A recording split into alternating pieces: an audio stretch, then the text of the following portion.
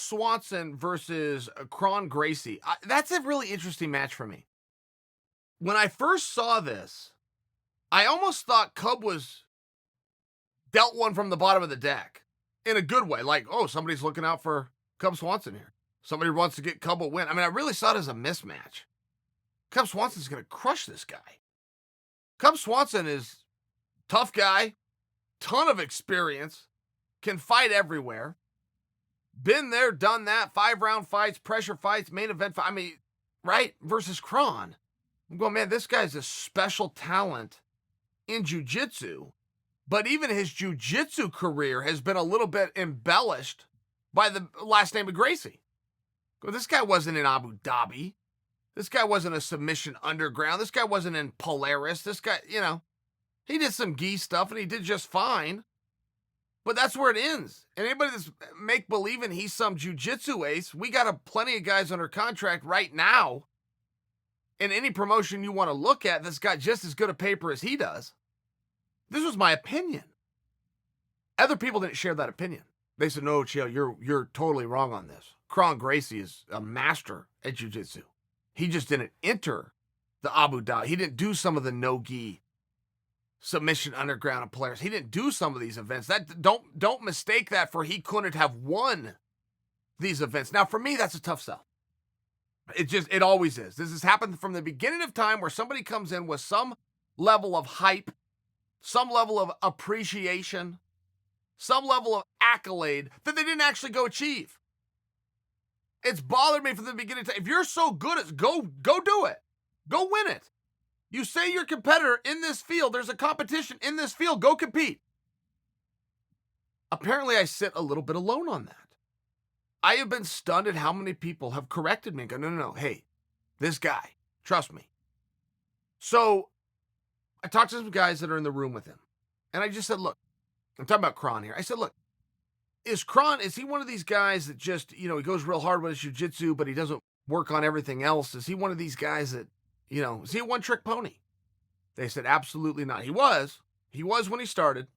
He was jiu-jitsu heavy, and that was just in his genes. But no, his dream is not to be the best grappler alive. It's to be the best fighter. And that's what he works on in the gym. And he works hard. And he shows up on time, and he leaves late. And he spars with everybody. He's coachable. Okay. I needed to hear this, because it's not what I've seen. I need to hear this, right? I'm brand new to him, just like you guys are. But when I do look at Cub Swanson, I also feel that there is a misnomer out there that Cub does not have good jiu-jitsu. The evidence that he doesn't have good jiu-jitsu is that he was guillotined by Brian Ortega. I'm not falling for that one. I hope that you guys aren't. Plenty of people have been guillotined by Brian Ortega. Plenty of people have been tapped out or beat up or knocked down by Brian Ortega. Brian Ortega gets to jump on you. It doesn't mean that you're bad at something. Brian Ortega's a good fighter. Where I will tell you, though, in a complete game where you must keep the opponent guessing, you must constantly have him wondering what's happening. If the reports on Kron aren't true, if under the lights he comes out just looking for a takedown and just looking to get it to the ground, he's going to be in trouble. Cub is going to touch him up. Cub will happily go to the ground with him. He will then posture up and start dropping elbows on his face. I mean, it's a different sport, right? Goes back to what Rickson Gracie said. Everybody's a black belt till he gets punched in the face. Then they're a brown belt. They get punched twice, they're a purple belt. They get punched 3 times, they're a white belt. It goes back to what Mike Tyson says. Everybody has a plan until they get punched. They just go back to what you know. So I set this up, and I am aware that my tone sounds anti-Kron and pro-Cub.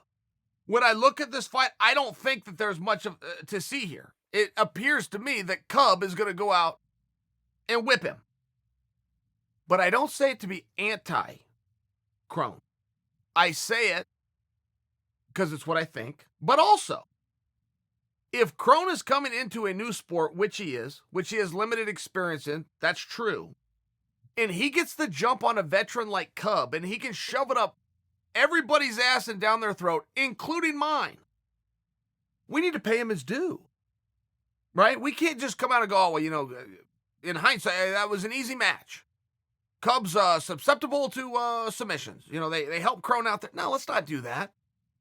Let's admit going into this is a very hard fight for Kron with much less experience, who has shown much less diversity and dynamicness than his opponent. If Kron gets the jump on Cub,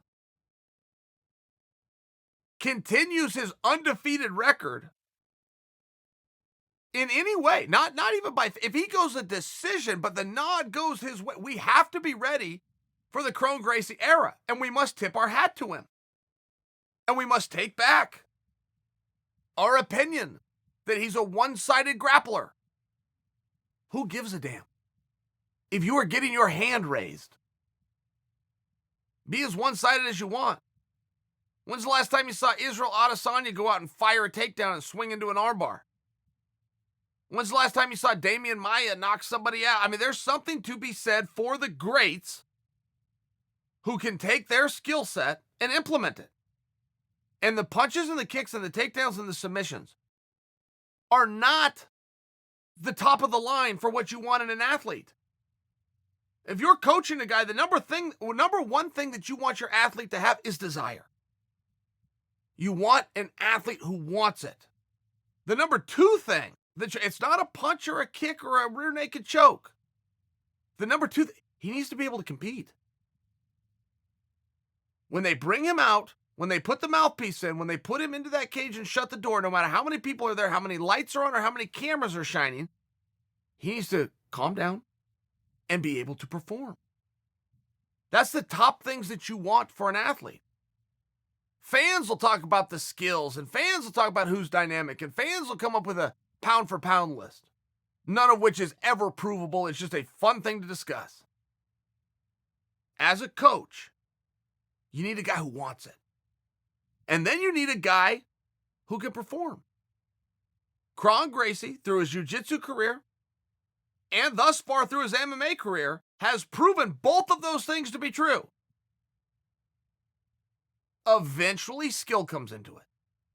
Skill is what I'm discussing here. I do not think he has the skill to deal with Cub Swanson. If he proves me wrong, I will be very impressed. But I offer that you guys should be very impressed too. This is a very tall order. Cub Swanson is a rough customer with a lot of experience, who doesn't get tired, who doesn't miss weight, who doesn't mind being hurt, who's been in there with hammers, who's had big dreams. It's a very tough match. If Kron gets over on him, let's just all agree right now. Let's just all agree ahead of time that we tip our hat. We do not offer an excuse. We do not act like it was an easy match. We do not come up with, well, he couldn't do that to so-and-so. Kron gets over on Cub Swanson. He gets credit. Uncle Chill, Uncle Chill. There's no bad guy like Uncle Chill. Never lost, not even a